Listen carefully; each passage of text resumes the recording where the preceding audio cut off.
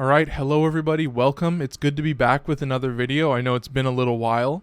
I do want to start off by saying that yes, the title is pretty clickbait. I do think that procedural generation is a really cool feature and one of the craziest things to have sprung up in recent times, but by no means do I believe it in such a harsh way. There have been tons of advancements in gaming, and I can't really say that any one advancement has been better or the best, I guess is what I would say. So I really, this video is all about procedural generation. I know you see by the title, but I kind of wanted to talk about how I define procedural generation, because you can go on Google or you can go on Wikipedia and look it up, but I think procedural generation is, it can mean a lot more things, and if you kind of broaden the definition, then you start to realize that procedural generation and what I would just describe as randomness in general has kind of been a part of gaming for a while now. And, you know, with games like Warframe and Destiny, you know, it's procedural generation can mean different things for different games. And so I think, you know, if you like roguelikes, if you like infinite runners, which are games that I love so much, I hope that this gives you a better understanding of what procedural generation is and how randomness is a huge factor in the games that we play today.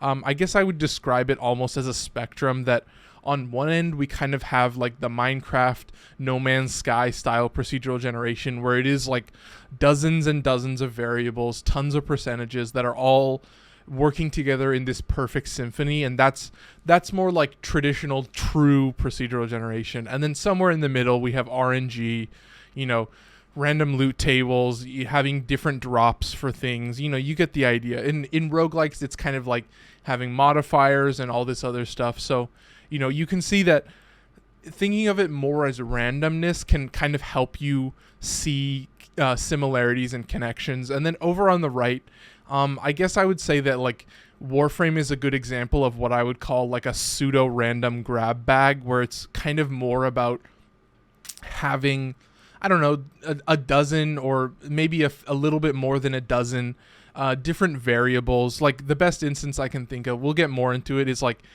you know, in bounties on Warframe, you know, you have these specific mission types, you know, excavation or sample collection, basic stuff like that. And then you put 5 of them together, and this is kind of a bounty. So you're grabbing from a series of different options, and you're kind of putting them all together. So without further ado, let's get right into it.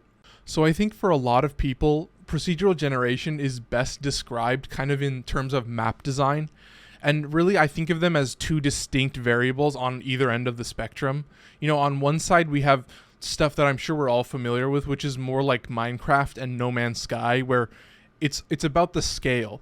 You know, in Minecraft, you're procedurally generating a world on world scale. You're designing everything from the bottom of the world to the top of the world. And No Man's Sky is galactic scale. You're designing entire planets with completely new creatures and all this stuff. But really, I like to talk about the Minecraft 1.18 update, which is the Caves and Cliffs update. And really what that did is it completely overhauled the procedural generation and redid it from the ground up, because, you know, in 1.17, biomes were vertical slices. So everything from the bottom of the world to the top of the world was one biome, you know, jungle, acacia, all this stuff. And so biomes would transition on the X and Z plane, and you get the idea. But suddenly in 1.18 we have the introduction of 3D biomes. So if you see a mountain, mountains will always be really high up, and so that means that you'll have these forests that kind of grow around the mountain, and the forest will match the curvature of the mountain to try and scale it up properly. And so what you create is not only just these beautiful flowing landscapes that almost feel like a canvas with a painter on it, but you also have, you know, even the caves now become biomes in these 3D meshes, and they completely redesigned the cave generation. And, you know, now you can have, you know, dripstone caves and lush caves and all this stuff. And so in one vertical slice in 1.17, it was all one biome, but in 1.18, you could have 2, 3, 4 biomes all in one slice, all in one chunk. But I think that's literally almost the opposite of what I would call tile set generation, which is more like Warframe and infinite runners like Tanuki Sunset, where you basically have these little building blocks, these short little sections.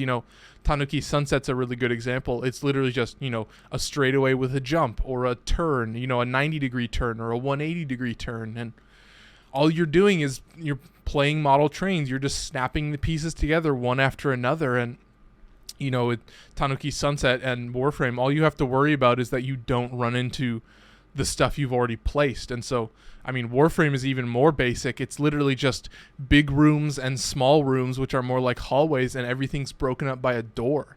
So I think it's cool to start to see that this is a tile set generation. So that's how they have all these random maps. And, when you play Warframe, you log into a mission, and every mission is different because the rooms are all connected in different ways. And so I think really, if you want to learn about map generation and procedural generation, it all starts with the maps. It all starts with the world you live in, and it makes it a lot simpler to not have to design every single aspect of a world, to just let a computer run and, let it do some crazy stuff. So yeah.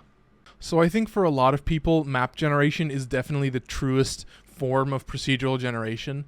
But if you kind of broaden that definition a little bit, then you start to realize that a lot of just randomness in general is kind of a lot like procedural generation. And I think the best example is, for me, it's a game like Warframe or Destiny, but really it's been around for a long time, which is literally just random drop tables. This idea that, if you want the best gear, you're going to have to grind for it, and you're going to have to do the same thing over and over again, because there's 12 different items in the drop table, and the one that you want only has 2% drop. So, it's not necessarily procedural generation in the truest definition, but it is randomness, and it is really good at just adding time and giving you something to do until you get that special reward that you've really been wanting.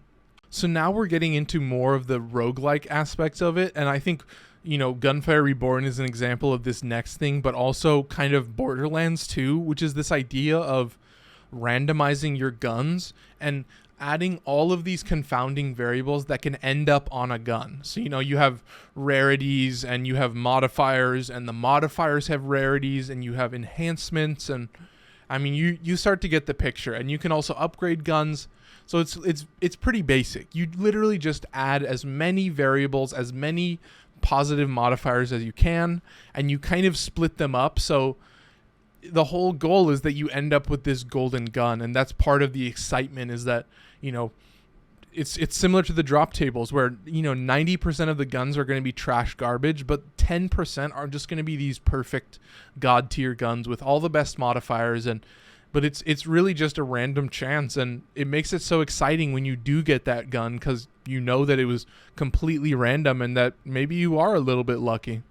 So we're getting to the end of the video now, and I just want to talk about this one last thing, which is kind of this idea of things don't necessarily need to be super random. Like when we talked about the pseudo-random grab bag, I think that really applies to a lot of things where it's pretty simple. If we think about enemies, it's really as basic as it gets. All you have to do is create a huge variety of enemies. Obviously a very easy thing to do is just add specific roles. Like if we talk about Curse of the Dead Gods, you have trash mobs, you have ranged enemies, you have support enemies, you have kind of these tank classes. So you really just add, specific characters that have traits and weaknesses and strengths, and then you just throw them into a room and you randomize it. So as long as you have a big enough grab bag, you can pretty much just randomize it, and that for the most part the player is going to get a challenge, because that's the whole thing. Is like, part of what's so great about randomization is that you never know what you're going to get. Every time you play, it's a completely different experience, and so you prepare in a different way. You're not necessarily afraid of specific enemies. You're afraid of the situation that you're in, and when you're scared and when you're stressed, then you really act better, and you from personal experience, you just kind of laser focus in, and you just start acting like a god. Like suddenly when it's random, you think about the game differently, and honestly it makes you a better player. And I think that's what's so cool about procedural generation, is really just like,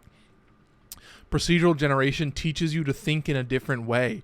It teaches you to think of things as less scripted, and you start to gauge scenarios in a different way. Part of why I love the Sekiro enemy randomizer is that it makes every encounter dangerous. You know, you really come at every encounter in a unique way, and you start to break up the areas in a different way. And you know, Sekiro doesn't have random map generation, but because the enemies are different, it adds this extra variable of complexity that, you know, adds a ton of fun and makes it almost infinitely replayable. And I think that's really what's so cool, is like when something is procedurally generated, when something is random, I can play it forever. And I'm sure that's not true of everybody, but that's the main reason why I love it so much, is I don't have to think about it as much. You know, I don't have to think about a story or what's going on, because I know that for the most part it isn't really scripted. There's not really a path for me to take. You just play.